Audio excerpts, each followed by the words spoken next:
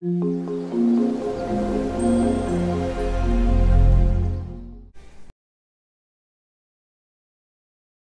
News च्यानलमा गवाईद्वारा सुसमाचार तथा क्रिस्चियनिटी सम्बन्धी कुनै पनि विषय जस्ताको तस्तै सम्प्रेषण भइरहेको यहाँहरूलाई थाहै छ। अझ प्रभावकारी रूपमा अघि बढ्नलाई तपाईको प्रार्थनाको साथै आर्थिक सहयोगको पनि हामीलाई खाँचो पर्छ। मात्रै महिनाको 100 रुपियाँ तपाईले हाम्रो च्यानललाई डोनेट गरेर तपाई पनि सुसमाचारको काममा सहभागी हुन सक्नुहुन्छ। तसर्थ डिस्क्रिप्सनमा दिएको एकाउन्ट नम्बर वा ई-सेवा वा क्यूआर कोडलाई पनि तपाईले प्रयोग गर्न सक्नुहुन्छ।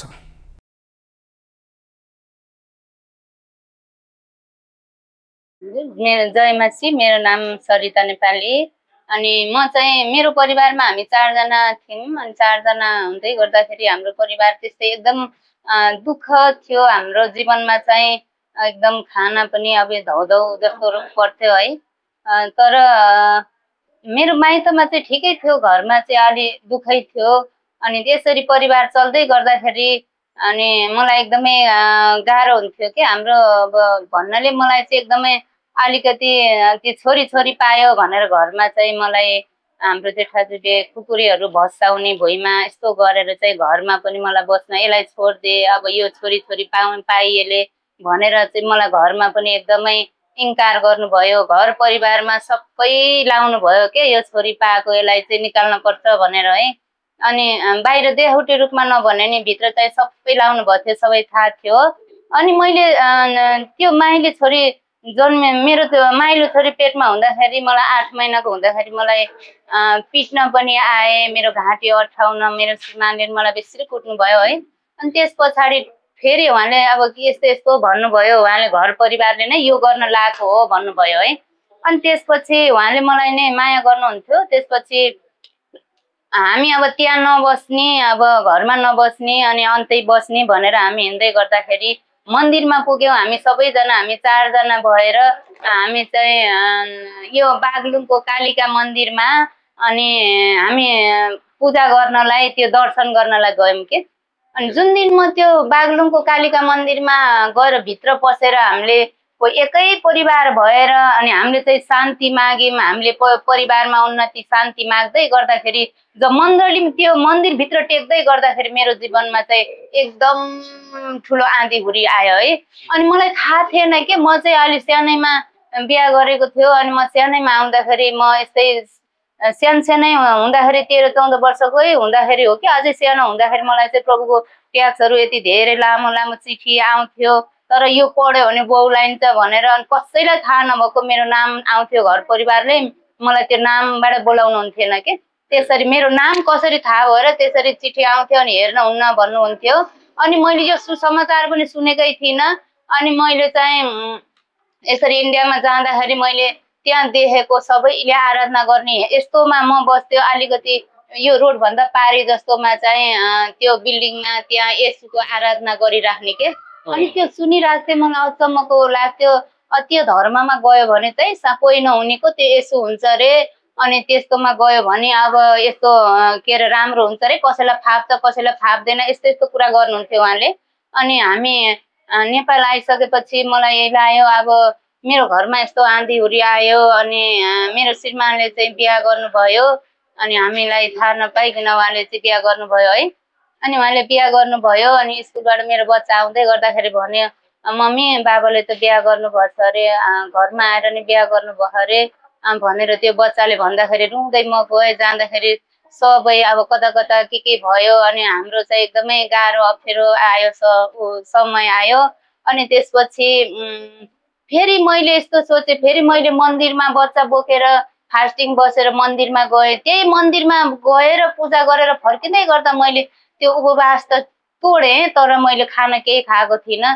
त्यही बेलामै मेरो बच्चा, त्यो सानो बच्चा चाहिँ 2 वर्षको 1.5 वर्षको थियो। त्यो बच्चा चाहिँ 2 तलाबाट खसेर अनि यस्तो रेलिङबाट खसेर त्यो मन्दिरमा पूजा गरेर फर्किँदै गर्दाखेरि बच्चा खसेर अनि यो अलिकति कुचेको छ के, त्यस्तो भयो। अनि त्यहाँदेखिबाट मैले र पनि अझै म मन्दिरमा गइराखेँ। मलाई जति मन्दिरमा जान्छु उति सङ्कट आइराख्यो, लथालिङ्गै भदबिङ्गै जस्तो भयो परिवार। अनि त्यो बच्चालाई मैले दुईटा बच्चाहरू राखेर म माइतैमा बसिराखेँ। अनि माइतैमा बस्दै गर्दाखेरि पनि म यस्तो लाग्यो कि म शून्यमै छु, अब म मर्दिन्छु जस्तो। जति बेला नि यस्तो लाग्थ्यो मलाई, कता यो कुन रुखमा हेरेर झुन्डेर मर्न सजिलो हुन्छ होला, कहाँनिरबाट फदालेर मलाई मर्न सजिलो हुन्छ होला, त्यति मात्र दिमागमा आउँथ्यो कि मेरो।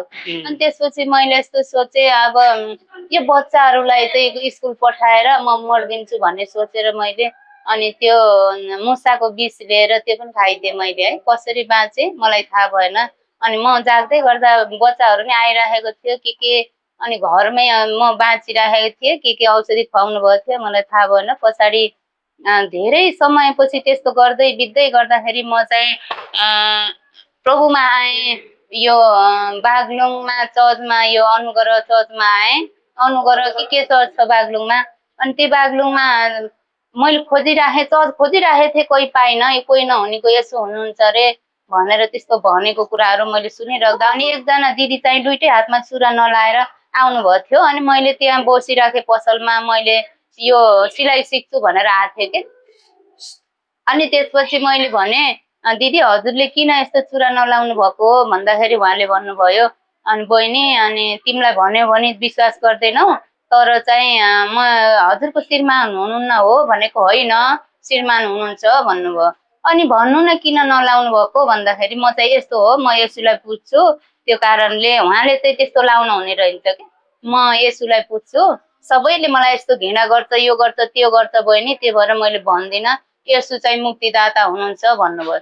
दिदी उहाँ चाहिँ यसुलाई पुज्ने कहाँ हो भनेर मैले सोचेँ कि मेरो मनमा चाहिँ एकदमै उत्सुकता आएको थियो कि। अनि मैले सोचेँ, अनि मैले भने त्यो पुज्ने चाहिँ अनि यसुमा जाने चाहिँ कहाँ हो भन्दाखेरि फर्निचर छ त्यहाँ। अनि त्यो आरती भन्ने एकजना मेरो साथी थियो बागलुङमा। अनि उसको चाहिँ मम्मीको नाम हो यसले पुतली के थियो। अनि योसँग गयो भने त्यसको छोराले त्यहाँ काम गर्छ, त्यही फर्निचरतिरै छ बागलुङमा भन्नुभयो। अनि त्यो गर्दाखेरि म गएँ, चर्चमा गएँ।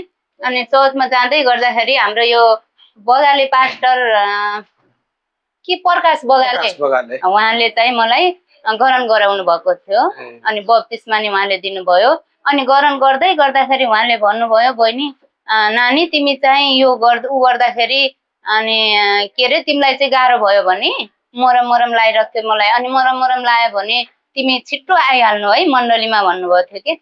अनि म चाहिँ त्यस्तै स्वतन्त्र भएँ। अब कति दिनदेखि मलाई मरम हुन छोड्यो। अनि प्रभु येशू म एकदम खुसी भएँ क्या, मलाई चाहिँ एकदम खुसी भयो।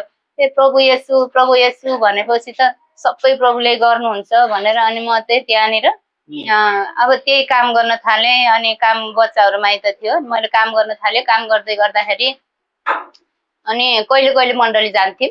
अनि त्यसपछि अब त्यो धेरै समयपछि अनि म अब मण्डली त कहिले जान्थेँ, तर चाहिँ मलाई भित्र यस्तो उत्सुकता थियो कि मलाई चाहिँ बप्तिस्मा लिन मन लागेको थियो।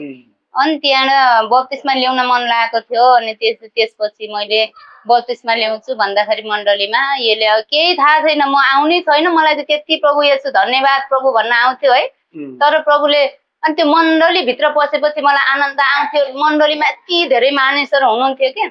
अनि त्यति बेला चाहिँ अब 20 वर्ष अगाडिको कुरा त अब धेरै स्वतन्त्र भएर क्रिस्चियन हुन पनि गाह्रै थियो। अनि त्यसपछि अनि म त्यही काम गर्दै थिएँ। अनि त्यसपछि आएर फेरि म अन्तै अब भनौँ होइन, अब अन्तैतिर ल यसो गर्छु उसो गर्छु भनेर अनि बिहा गर्न यसको बाबाले मलाई मन पराउनु भयो। अनि मैले चाहिँ गर्दिनँ भन्दाखेरि पनि उहाँले चाहिँ अब गर्नुपर्छ। अब को यस्तो लाएर विरोधी सङ्कटकाल थियो कि एकदमै। त्यति बेला चाहिँ अब यो के अरे यो सङ्कटकालमा चाहिँ आर्मीले आफ्नो बहिनीलाई सुद्धा मारेको थियो। त्यति बेला म बागलुङमा बसिरहेको थिएँ। अनि तर प्रभु भन्थे, मलाई चाहिँ यति आनन्द थियो, खुसी। म काम गर्ने त्यही बस्ने गर्थेँ, बच्चाहरू थियो, घर जान्थेँ, म कहिले माइत लिएर आएको थिएँ। अनि त्यसपछि मैले भने म गर्दिनँ भन्दाखेरि उहाँले जबरजस्ती अब समातेर अब घिसारेर अब आफ्नो अधिकार लाउँथ्यो नि। म होटलमा लगेर बन्द गरेर तँलाई राख्छु, यस्तो जबरजस्ती दबाबमा उहाँले बिहा गर्नुभयो कि मलाई।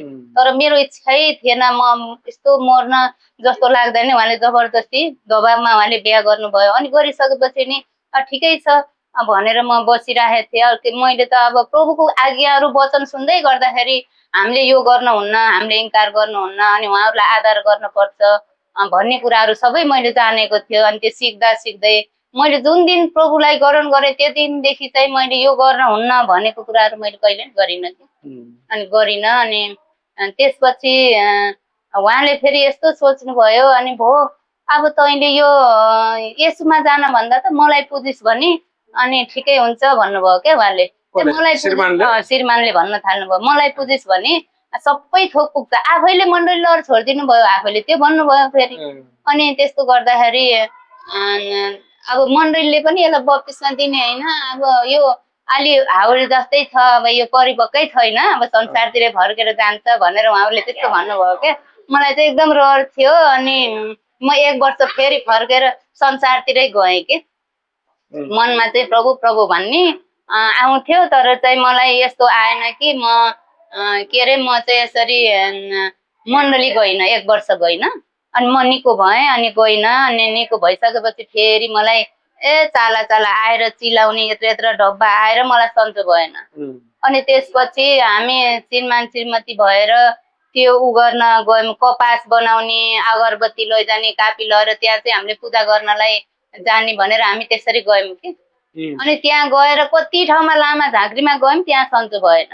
आज यहाँ गछ, भोलि त्यहाँ गछ, पर्सि त्यहाँ गछ गर्दा गर्दै लामा फेरेको फेरै, झाँक्री फेरेको फेरै, अब त हेराउने गएको गई गऱ्यौँ कि हामी। हस्पिटल जानु भएन? हस्पिटल गइयो, हुँदै भएन हस्पिटल त। अब त्यो हस्पिटल सोधेको झन् चराउने दुख्ने, अनि त्यस्तो भयो के। अनि त्यसपछि हस्पिटलको त कतिचोटि अब दिनमा 2 चोटि नुहाउने अनि दबाई लाउने भनेर दिएको थियो, त्यसले नि भएन। अनि सपनामा देख्छु मैले यति ठुलो ठुलो ढुङ्गाहरू, म हिँड्दै गर्दाखेरि त्यही मेरै अगाडि आएर बाटो छेक्छ, अनि सबै तर्न सक्छन्, म तर्न सकिनँ। अनि त्यसपछि जुन बाटो देख्छु सबै तर्नुहुन्छ, म चाहिँ तर्न सक्दिनँ। मैले टेकेको भुइँ भाँसिन्छ, अनि समाको बुट्टा झर्छ, अनि त्यस्तो हुने, अनि रुखमा चढे रुखै भाँचिन्छ। के हो यस्तो? अब अचम्म लाग्यो क्या मलाई।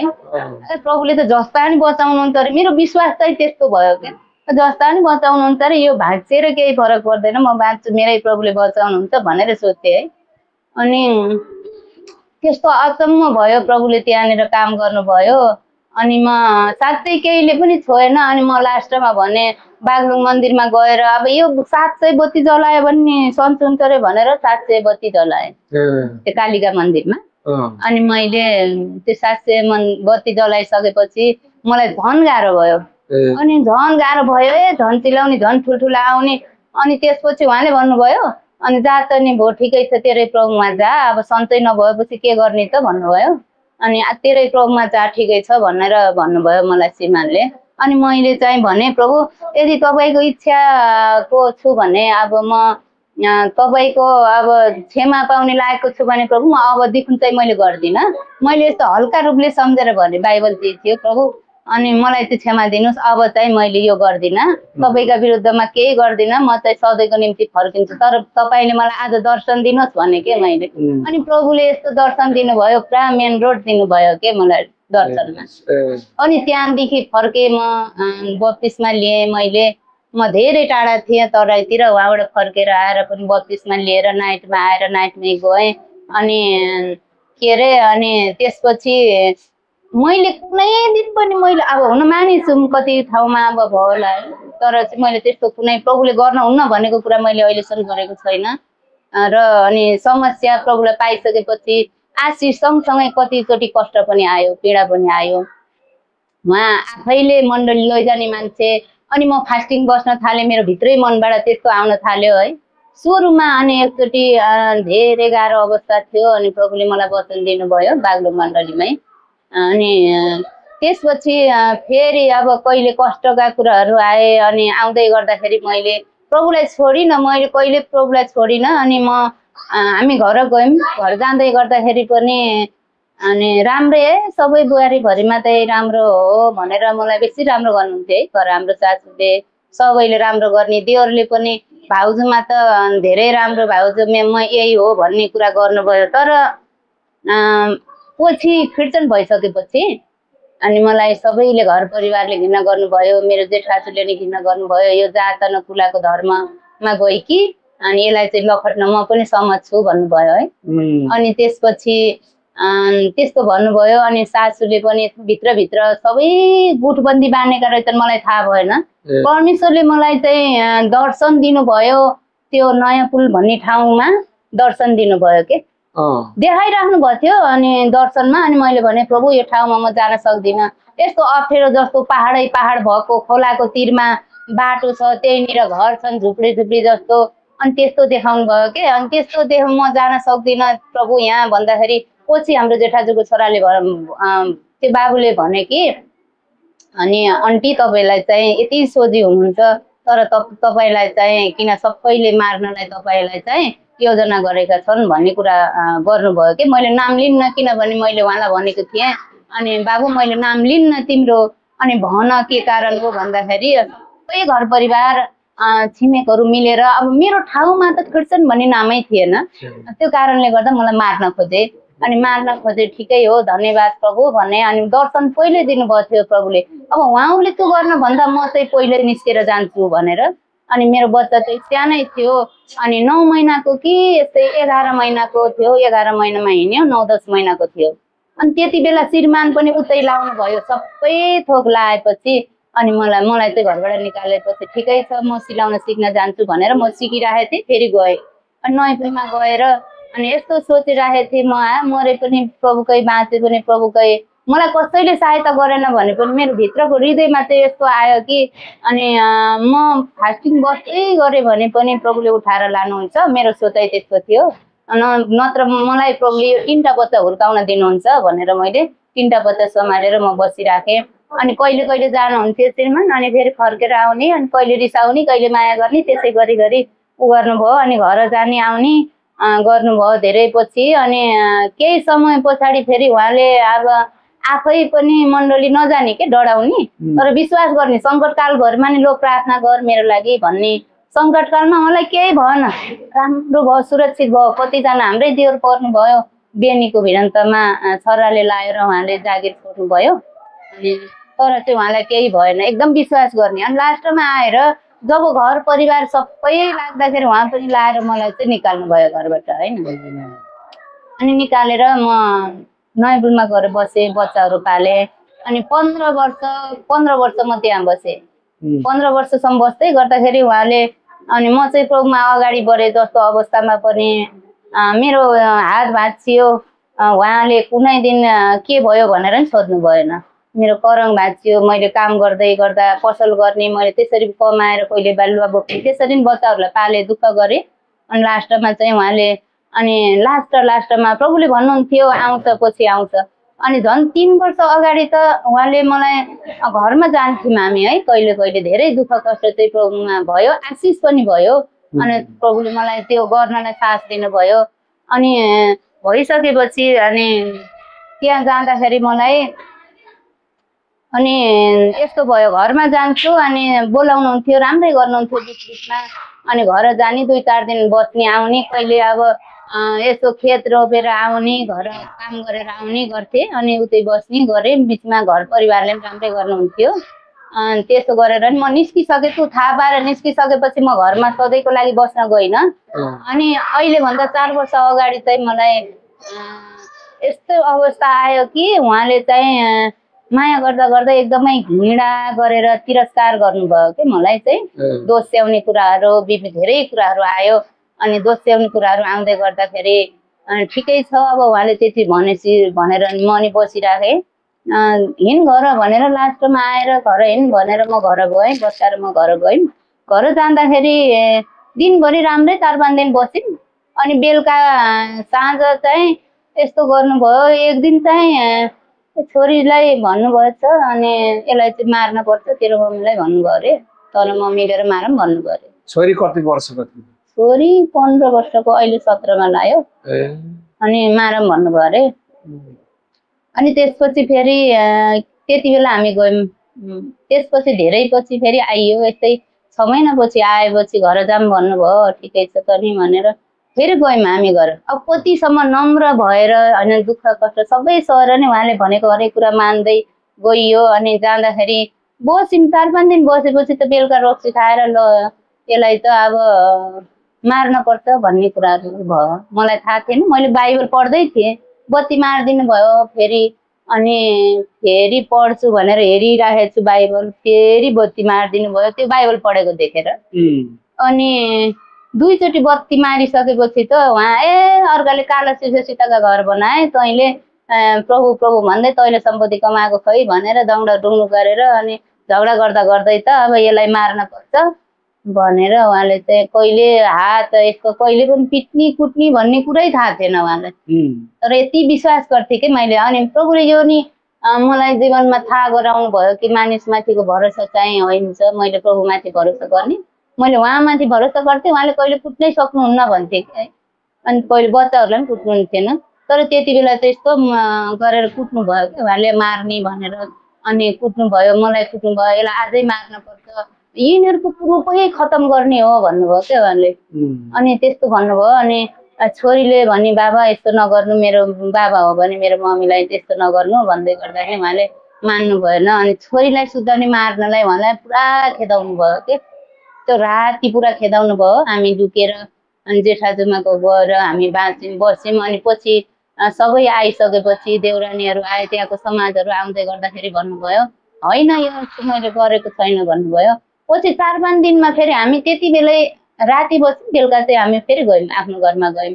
अनि जाँदाखेरि भोलि उहाँ 2-4 दिनपछि उहाँ एकदमै रोएर पश्चाताप गरेर फोनबाट भनिराख्नु भएको थियो अब चाहिँ तँलाई मैले यस्तो बुढेसकालमा आएर हात हालेँ, अहिलेसम्म मैले केही गरेको थिइनँ, अहिले हात हालिनँ, तँलाई मैले छोइनँ, अहिले आएर मैले बुढेसकालमा तँलाई मैले हात हालेँ, साह्रै नराम्रो गरेँ, म आफै एकदमै भइराखेको छु भनेर रुनुभयो। एकदमै रुनुभयो, पश्चाताप गर्नुभयो र पनि राम्रो चाहिँ गर्नु भएन है। त्यति गरेर पश्चाताप गरेर सम्बन्ध चाहिँ मिलाउनु भयो। अब भन्नाले अब नराम्रो त भएन होइन, त्यति गरेर राम्रै मेलमिलाप गरेर हिँड्नुभयो, तर चाहिँ हामीलाई कहिले राम्रो गर्नु भएन। अनि त्यसपछि त्यति कुटेको 1 वर्षमा चाहिँ उहाँ सधैँको लागि फर्केर आउनुभयो। अहिले उहाँ आफै चर्च आउनुहुन्छ, यति राम्रो हुनुभयो छ, प्रभुलाई धन्यवाद है।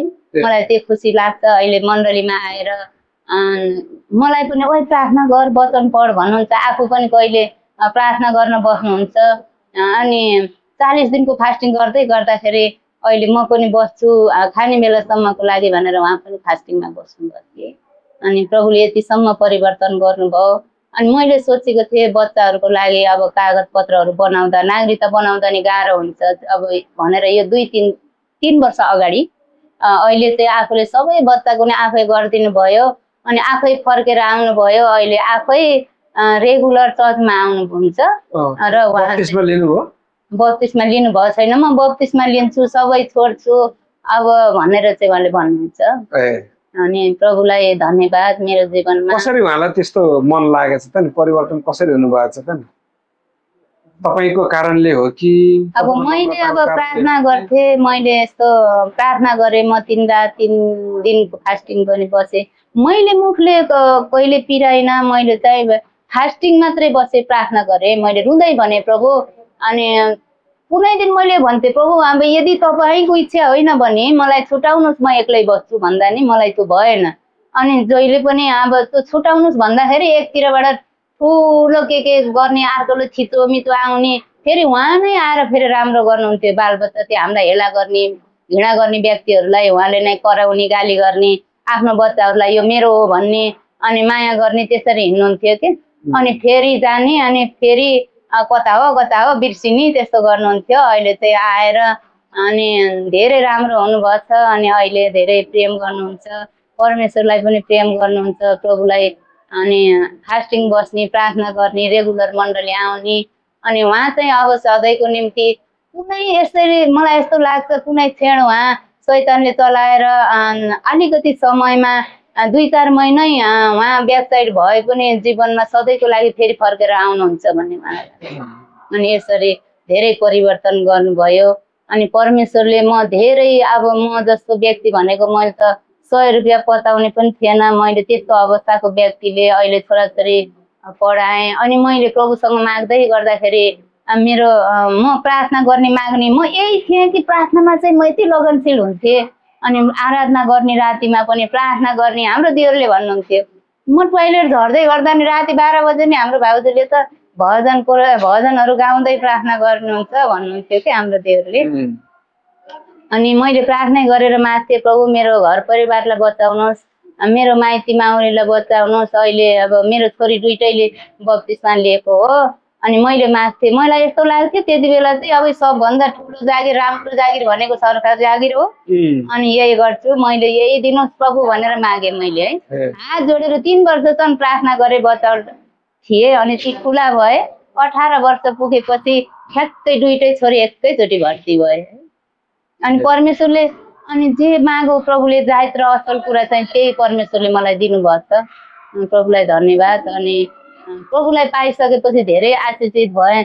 अब कतिचोटि कष्ट पनि बाइबलले मैले भनेको थिएँ, प्रभु मलाई यो किन यस्तो कष्ट, मैले कहीँ गल्ती गरे जस्तो पनि लाग्दैन, किन ममा यस्तो कष्ट आउँछ भन्दाखेरि क्रिस्चियन भएर पनि मलाई कतिचोटि कष्ट आयो। म रुँदै प्रार्थना गरेँ। तर भजन सङ्ग्रह होइन, यसैया 48:10 प्रभुले मलाई त्यो वचन देखाउनु भयो, तँलाई मैले चाँदीलाई जस्तो आगोको भट्टीमा होइन तर कष्टको भट्टीमा जाँचेको छु भनेर त्यो वचन पनि घरिघरि आयो। अनि पछि मलाई आजभोलि लाग्छ कि प्रभुले कुनै बेला हाम्रो जीवनमा जाँच पनि हुँदो रहेछ भन्ने मलाई लाग्छ। अहिले हामी त्यसरी परीक्षित भएर अनि म त्यो वचन पनि मैले पाएँ। प्रभु येशू ख्रीष्ट पनि उहाँ हामी जस्तै शरीरमा हुनुहुन्थ्यो, उहाँ आफै पनि परीक्षित भएर उहाँ विजय हुनुभयो तर कहिले पापमा लड्नु भएन। त्यही भएर अनि परीक्षामा परेकालाई पनि उहाँले सहायता गर्नुहुन्छ भनेर पनि त्यो वचन पनि पाएको थिएँ। अनि प्रभुले मलाई धेरै आशिष दिनुभयो। अनि अहिले मलाई खुसी लाग्छ, चिन्ता फिक्री मलाई लाग्दैन, ढुक्क मेरो आर लाउने ठाउँ प्रभु, मेरो लुक्ने ठाउँ प्रभु, मेरो बलियो धरहरा प्रभु, मेरो आफ्नो प्रभु भन्ने लाउँछु। परमेश्वरको महिमा होस्। अनि सबैजनाले मेरो गवाई सुनेर सबैले प्रभुको महिमा गर्नुभएको होस्, उहाँहरूले पनि उद्धार र मुक्ति पाउनु भएको होस्। अनि मलाई लाउँछ। हुन्छ। जय मसीह।